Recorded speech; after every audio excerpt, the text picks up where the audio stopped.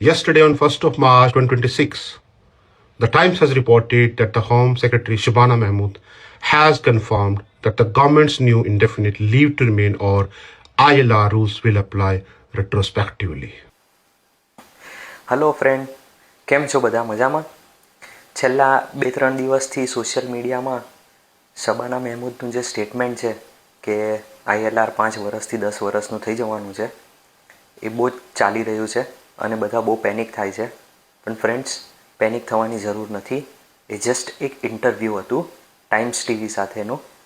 એનામાં રિપોર્ટરે એવું પૂછ્યું કે ઇમિગ્રેશન પોલિસીનું શું છે એમ.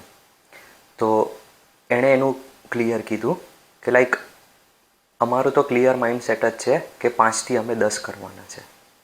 હજી ઇમ્પ્લિમેન્ટ થયું નથી.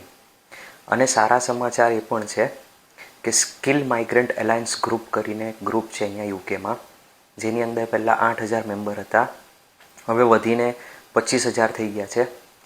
જ્યારે ઓફિશિયલ યુકે ગવર્મેન્ટ એવું એનાઉન્સ કરી દેશે કે હવે ILRની જે લિમિટ છે એ 5 વર્ષથી વધીને 10 વર્ષ થઈ જવાની છે, ત્યારે આ સ્કિલ માઇગ્રન્ટ એલાયન્સ ગ્રુપ એ યુકે ગવર્મેન્ટ પર એ ઓફિશિયલી શું કરશે, કહેતા કે એ ડિસિઝનને હાઈકોર્ટની અંદર ચેલેન્જ કરશે.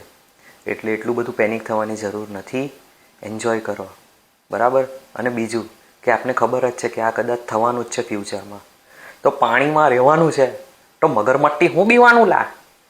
એ ખાઈ પીને જલસા કરો ને એવું હોય તો હુટ્ટી લોચો ખાઈ લો, બહુ મજા આવે જો.